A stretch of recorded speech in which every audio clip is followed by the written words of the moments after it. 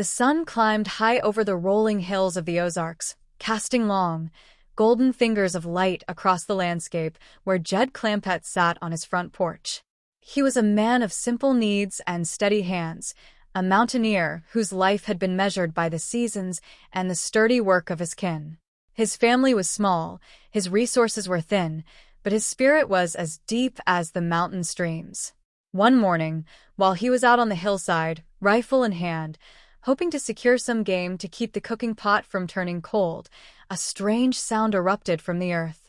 A rhythmic, bubbling, sputtering noise grew into a roar, and from the ground burst a thick, dark liquid.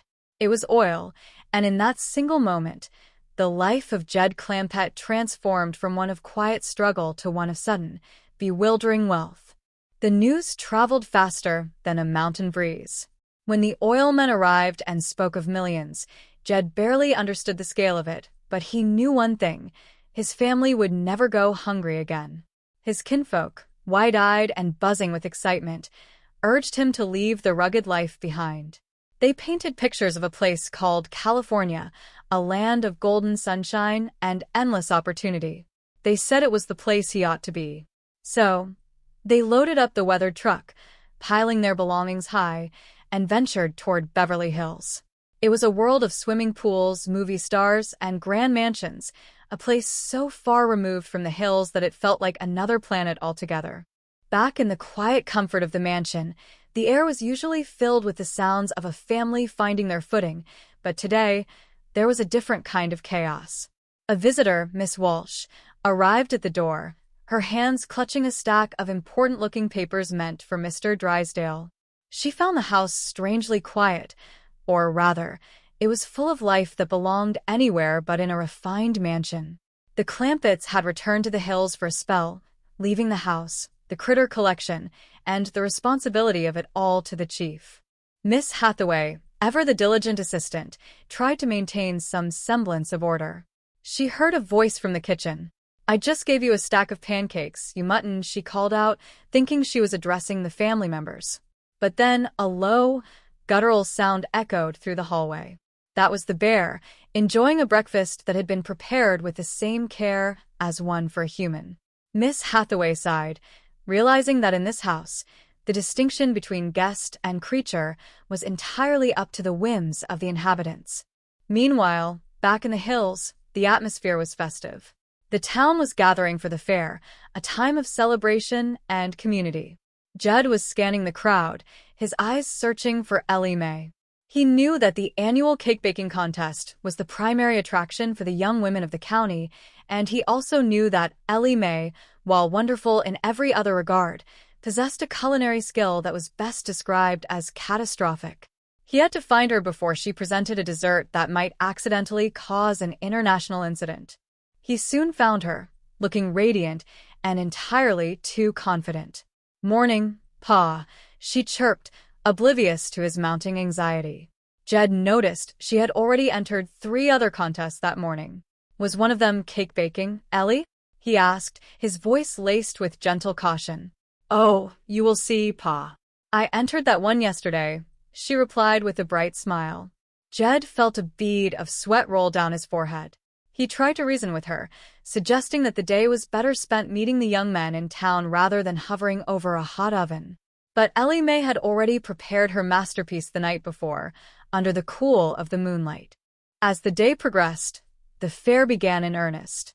The square dance music started, a lively fiddle tune that made the feet want to move on their own. Granny, ever the spirited soul, was engaged in her perennial battle of wits with Alverna Bradshaw. The 2 women traded barbs with the precision of seasoned duelists.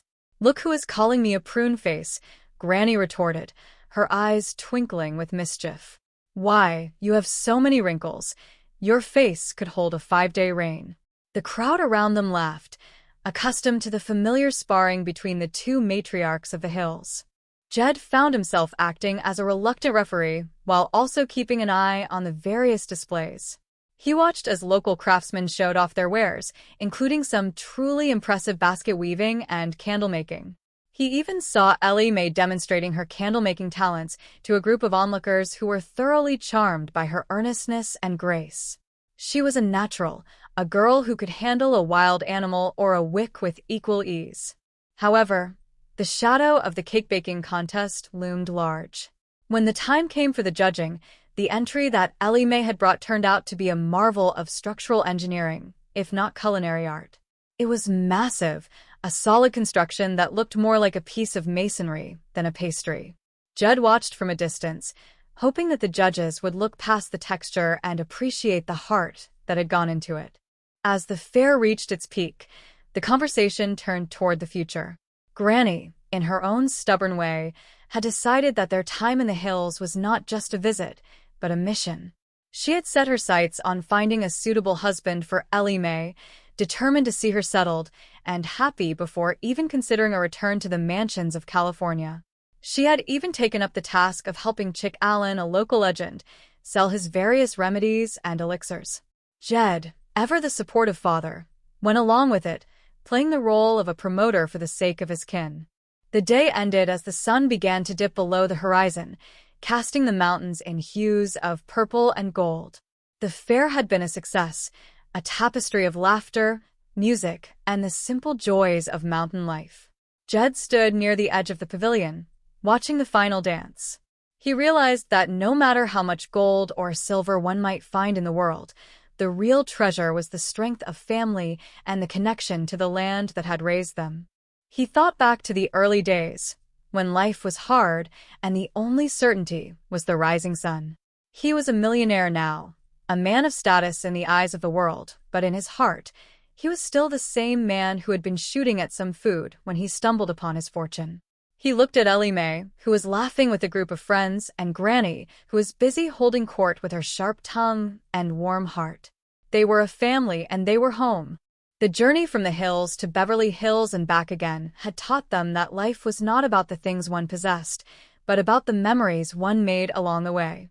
They had navigated the complexities of city life with the same grace they used to navigate the rocky paths of their mountain home.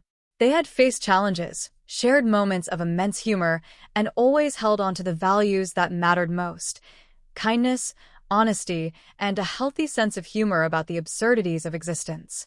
As the music faded and the crowds began to disperse, Jed felt a sense of peace settle over him. The fair had brought the community together, reaffirming the bonds that tied them all to this place. He knew that tomorrow would bring new adventures, perhaps back to the city, perhaps staying a little longer in these quiet hills, but he was ready for whatever came next. He had his family, he had his health, and he had the wisdom to know that as long as they were together, they were truly wealthy. He walked over to Granny, who was still debating with Alverna, and placed a gentle hand on her shoulder. "Let us head back," he said softly. "Tomorrow is another day." Granny nodded, her competitive spirit momentarily satisfied by a final, pointed remark to her rival. They moved through the thinning crowd, the laughter of the day lingering in the air like the scent of wood smoke and pine. In the quiet of the evening, under a vast canopy of stars, Jed Clampett sat for a moment and listened to the sounds of the night. The crickets were chirping, the wind was whispering through the trees, and the world felt right.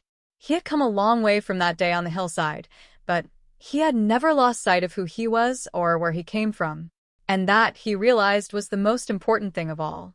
His story was one of fortune, yes, but it was also a story of a man who remained anchored to the earth, grounded by the love of his kin and the simplicity of a life well lived. As he closed his eyes, he thought of the road ahead, the endless possibilities, and the quiet satisfaction of a journey that was far from over. He knew that the world was full of wonders, but there was nowhere he would rather be than right there, among his own. The tale of Jed Clampett was not just a story of riches. It was a testament to the idea that no matter how far one travels or how much one changes, the heart always finds its way back to the things that truly matter. It was a story of hope, of laughter, and of the enduring spirit of a family that had found its way into the hearts of everyone they met. And as the night deepened, Jed smiled, knowing that the best chapters of his life were still being written, one day at a time, in the company of those he held most dear.